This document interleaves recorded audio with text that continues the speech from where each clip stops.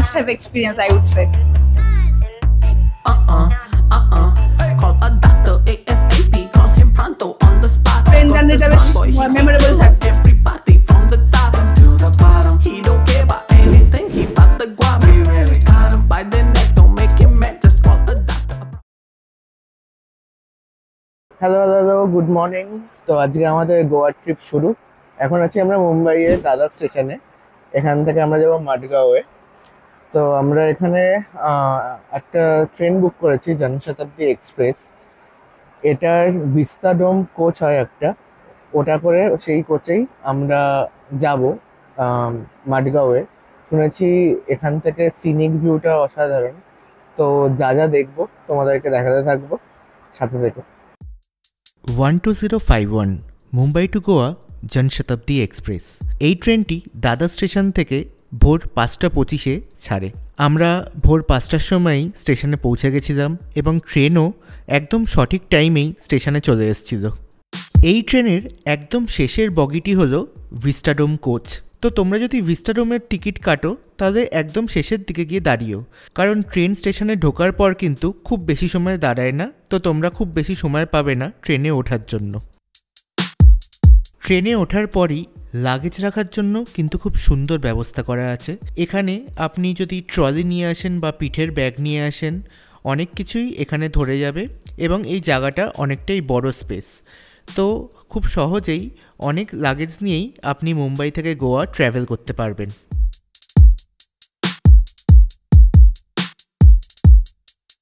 কেমন লাগছে?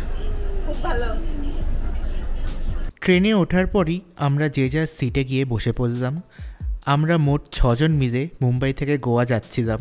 ভোর রাতে এই ট্রেন ছাড়ার জন্য আমরা ওঠার পরই ঘুমিয়ে পড়ি। এই ট্রেনে কিন্তু প্রত্যেকটা সিটকেই 360 ডিগ্রি রোটেট করা যায়। তার ভিডিও তোমাদেরকে একটু পরেই দেখাচ্ছি।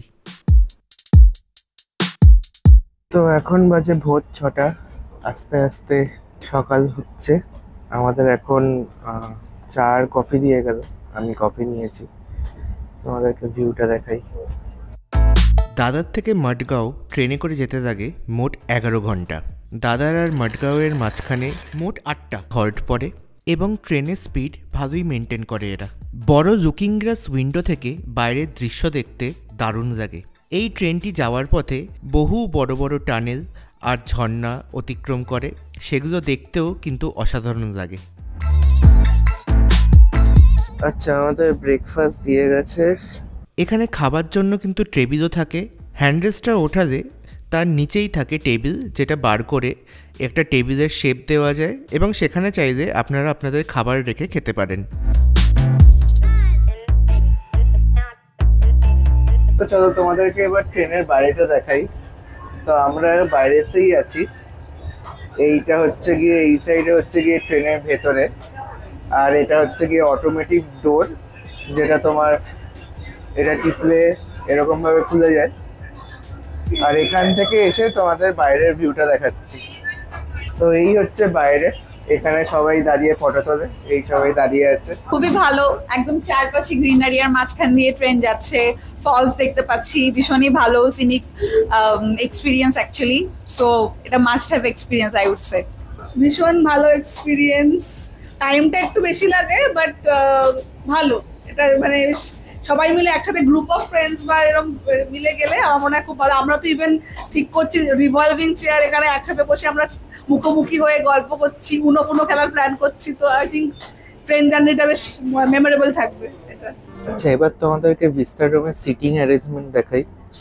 তো এরকম সামনাসামনি মুখ করেও বসা যায়, আবার পুরোপুরি ঘুরিয়েও বসা যায়, সেটা তোমার দেখাচ্ছি।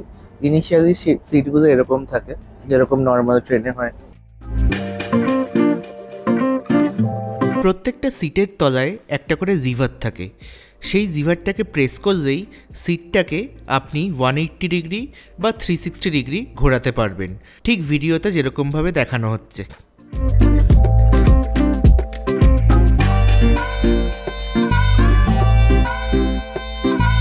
প্রতিটি জানলার সাথে সানব্লাইন্ডও থাকে, যেটিকে আপনি নিজেদের ইচ্ছে মতো ওঠাতে বা নামাতে পারবেন।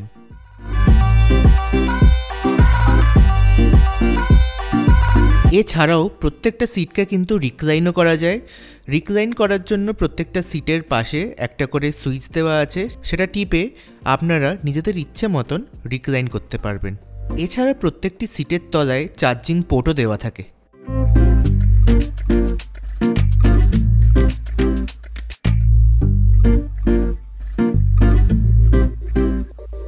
তো এখন আমরা লাঞ্চ করছি।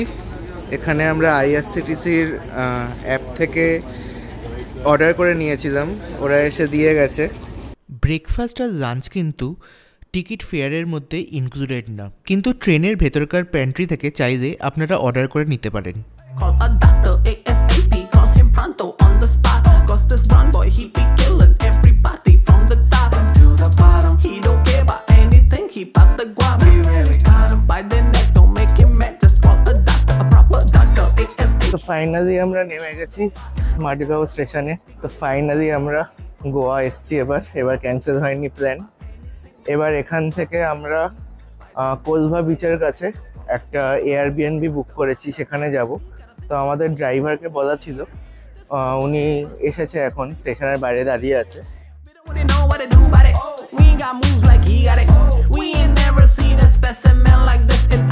তো আমরা পৌঁছে গেছি সাউথ গোয়ার এয়ারবিএনবিতে, এটা কোলভা বিচের সামনে। চলো তোমাদেরকে এয়ারবিএনবিটা দেখাই। দার্জিলিংয়ের প্রথম বন্ধুদের সাথে এয়ারবিএনবিতে থাকার এক্সপিরিয়েন্স দারুণ ছিল, তাই জন্য এবারও ঠিক করলাম যেহেতু আমরা 6 জন আছি, তো হোটেল বুক না করে এয়ারবিএনবি বুক করা যাক। হোটেলের থেকে কিন্তু এয়ারবিএনবিতে আপনারা ফ্যামিলি মিলে গেলে বেশ অনেকটাই কম খরচা পড়ে এবং বাড়ির মতো সুন্দর পরিবেশে থাকাও যায়। আমাদের এয়ারবিএনবিটি ছিল একটি দোতলা বাড়ি। ঢুকেই পেয়ে যাবেন একটি বড় হল ঘর, যার সাথে কিচেন আর বাথরুম অ্যাটাচ, এবং নিচের তলায় একটি বেডরুম এবং ওপরের তলায় 2টি বেডরুম আছে।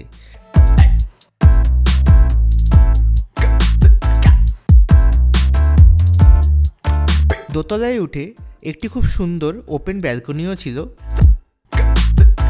ব্যালকনি ঠিক না, এটাকে বাড়ির ছাদই বলা চলে। তো এখন আমরা সবাই স্নান ফান করে একটু ফ্রেশ হলাম, আর সুলগ্নেরা নিচে চা বানাচ্ছে, চা ফাঁকে বেরোবো। তো চলো তোমাদেরকে নিচটা দেখাই। এটা কিচেনে সব ধরনের অ্যাপ্লায়েন্সই আছে। তো মাইক্রোওয়েভও আছে, ফ্রিজও আছে, গ্যাসও আছে কানেক্ট করা। এখানে সুলগ্না দেবরূপা চা বানাচ্ছে। আর কি এনেছিস?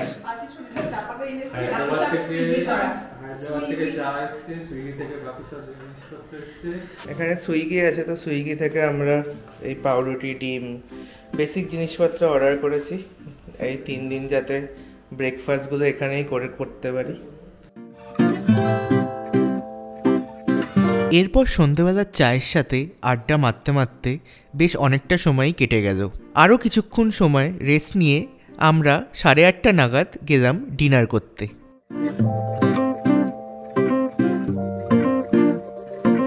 আমরা যেখানে স্টে করছিলাম তার পাশেই একটি খুব সুন্দর পাব কাম রেস্টুরেন্ট ছিল।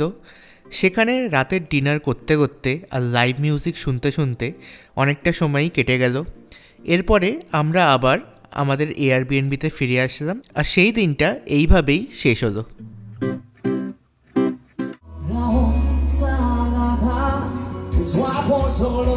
তো আজকের ব্লগটা এইখানেই শেষ করছি।